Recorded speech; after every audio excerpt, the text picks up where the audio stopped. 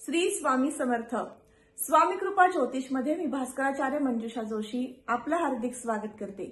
आज आपण कुंभ राशीच्या जातकांना 14 फेब्रुवारी ते 19 मार्च या 33 दिवसांच्या कालावधीमध्ये शनिदेव अस्त होत आहेत। मग हे अस्तंगत शनिदेवांचं फळ तुम्हाला कसं प्राप्त होणार आहे? तुमच्या जीवनामध्ये कोणकोणते बदल होऊ शकतात, कोणत्या संकटाची मालिका कमी होऊ शकते किंवा कुठल्या प्रकारचं सुख तुम्हाला उपभोगायला मिळणार आहे, ही माहिती तर घेणारच आहोत। त्याचबरोबर कुठल्या बाबतीमध्ये विशेष काळजी घ्यावी लागणार आहे याबद्दलची सुद्धा माहिती समजून घेण्यासाठी आजचा हा महत्त्वपूर्ण व्हिडिओ घेऊन मी आले आहे। चला तर मग माहितीला सुरुवात करूयात।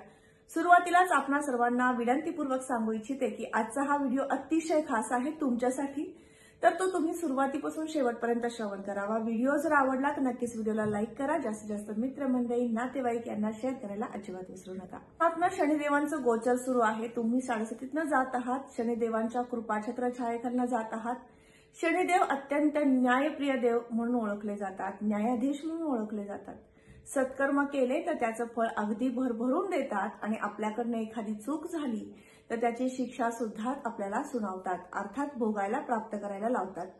मग असे हे शनी महाराज अस्तंगत झाल्यानंतर कसे फळ देतात हे जाणून घेऊयात। दंडाची तीव्रता कमी व्हावी आणि शुभता मोठ्या प्रमाणात प्राप्त व्हावी यासाठी मग काय करायला पाहिजे किंवा कुठल्या प्रकारचं सुख आता ते देऊ शकतील हे समजून घेऊयात। लग्नस्थानातनं शनिदेवांचं गोचर चालू आहे, त्यामुळे त्यांची तृतीय दृष्टी ही पराक्रम स्थानावर येईल, म्हणजेच तिसऱ्या घरावर येईल। म्हणजेच कीर्ती प्रसिद्धी प्राप्त करून देण्यामध्ये जे काही अडथळे येत होते, तुमच्या कामाचा गुणगौरव प्राप्त व्हायला पाहिजे तेवढा होत नव्हता, संभाषण कार्यामध्ये कार्यरत असणारी व्यक्ती, कम्युनिकेशन क्षेत्रामध्ये कार्यरत असणारी व्यक्ती यांचं जे व्यक्तिमत्व उजळलं पाहिजे, उंचावलं पाहिजे, ते त्या पद्धतीने होत नाही। जेव्हा अस्त होतील तर हे कार्य अतिशय उत्तम प्रकारे त्यांच्याकडनं करून घेतील, म्हणजे हे एक सगळ्यात महत्वाचं फळ मिळणार आहे। आणि याचबरोबर प्रवास योग घडवतील, सातत्याने प्रवासामधनं तुम्हाला लाभ प्राप्त करून देतील, फिरण्याची संधी प्राप्त होईल। मीडिया क्षेत्रात तुम्ही कार्यरत असाल, युट्यूबर असाल किंवा अन्य मीडिया क्षेत्रामध्ये कार्यरत असाल तर नक्कीच तुम्हाला सुद्धा हा 33 दिवसांचा कालावधी विशेष फलदायी ठरणार आहे। याचबरोबर सप्तम दृष्टी शनिदेवांची ही सप्तम स्थानावर येत आहे, 7व्या घरावर येत आहे, अर्थात तुमच्या जोडीदाराचं आणि भागीदारी व्यवसायाचं स्थान ओळखलं जाणार आहे 7वं घर। या स्थानावर जेव्हा शनिदेवांची अस्तंगत दृष्टी येणार आहे त्यावेळेस तुम्हाला तुमच्या दोघांमध्ये मतवैचारिकता, मतभेद निर्माण करून दिलेले जे कुयोग होते, अशुभ फळ होतं, त्या अशुभ फळांची तीव्रता कमी होईल आणि एकमेकांना समजून घेण्यासाठी तुम्ही वेळ देऊ शकाल। एखादा विषय वादाकडे जात होता, सुसंवाद न होता कायम वादच होत होते, तर हे एक महत्त्वपूर्ण परिवर्तन सुद्धा आता घडू शकेल। तरी व्यवसाय करताना तुमचे जे काही पार्टनर आहेत त्यांच्यासोबत सुसंवाद घडून येतील, एकत्र येऊन चांगल्या पद्धतीने तुम्ही तुमच्या कामाकडे लक्ष देऊ शकाल, लक्ष केंद्रित करू शकाल, असं हे शुभ परिणामकारक फळ प्राप्त होईल। शनिदेवांची दशम दृष्टी ही कर्मस्थानावर येते। कर्मस्थानावरनं आपण उद्योग, व्यवसाय, नोकरी यामध्ये महत्त्वपूर्ण बदल घडून येतील का, नोकरीमध्ये सुयश प्राप्त होईल का हे पाहतो।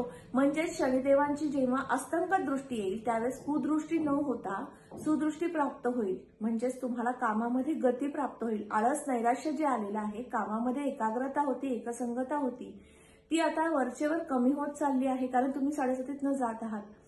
तर मग हे एक अशुभ फळ शनी महाराज तुम्हाला देत आहेत, तर त्या अशुभाचं शुभत्व प्राप्त करून घेण्यासाठीची ही 33 दिवसांची संधीच म्हणता येईल तुम्हाला। व्यवसाय नाविन्याने सुरू करायचं असेल तरीही हा कालावधी उत्तम म्हणता येईल आणि याचबरोबर नवीन व्यवसायामध्ये इन्व्हेस्टमेंट करण्यासाठी लागणारं भांडवल तुमच्या हाताशी येण्याचे सुद्धा शुभयोग आहेत, अर्थात आर्थिक प्रगतीचा कालावधी तुम्हाला या 33 दिवसामध्ये दिसून येईल। पदार्थासंदर्भातील कोणतेही व्यवसाय असतील तर ते व्यवसाय वृद्धिंगत करून देण्यासाठी शनी महाराजांची कृपा होईल। याच क्षेत्रामध्ये यश प्राप्त करून देणं आणि याचबरोबर संशोधक वृत्ती वाढवणं असे शुभ परिणामकारक फळ प्राप्त करून देतील।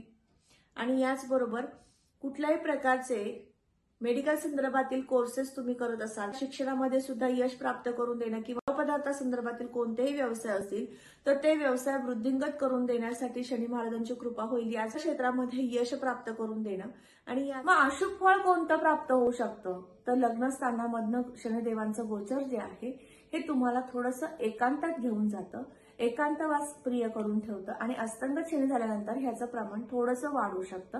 मग हा एक कुयोग येऊ शकतो। मग याच्यासाठी काय कराल तर दररोज मारुती स्तोत्राचं पठण रोज 3 वेळेस किंवा 1 वेळेस किमान तरी करावंच आणि याचबरोबर हनुमान चालीसा जर वाचन केली तर अतिशय उत्तम फळ प्राप्त होईल. म्हणजेच तुमच्यावर येणारं बालन किंवा कुठल्याही प्रकारचं आर्थिक संकट येणार नाही, मानसिक स्वास्थ्य लाभेल आणि प्रत्येक गोष्टीमध्ये जिद्दीने पराकोटीचं तुम्ही त्यात प्रयत्न करून ते अगदी उत्तमरित्या पूर्ण करू शकाल.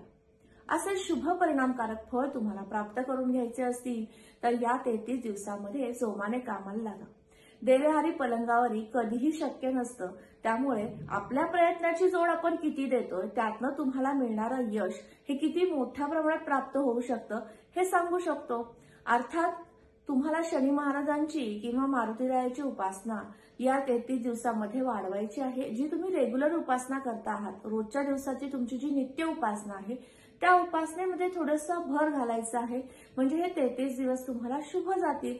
अस्तंगत शनी ज्यावेळेस होणार आहे 14 फेब्रुवारी नंतर तुम्हाला विशेष म्हणजे डोकेदुखीचा त्रास होऊ शकतो, डोळ्याला लाली येणं किंवा थोडासा चिडचिडा स्वभाव होणं किंवा एकांतात तुम्हाला जास्तीत जास्त राहावं असं वाटणं, असे कुयोग मात्र आहेत. तर हे कुयोग सुयोगामध्ये बदलायचे असतील तर मारुतीची उपासना किंवा मारुती स्तोत्र वाचनात ठेवायचं आहे. त्याचबरोबर तुम्ही विवाह इच्छुक युवक युवती असाल तर तुमच्यासाठी सुद्धा हा कालावधी अतिशय शुभ म्हणता येईल. या दरम्यान तुम्ही विवाहाच्या कार्याला नक्कीच हात घालू शकता.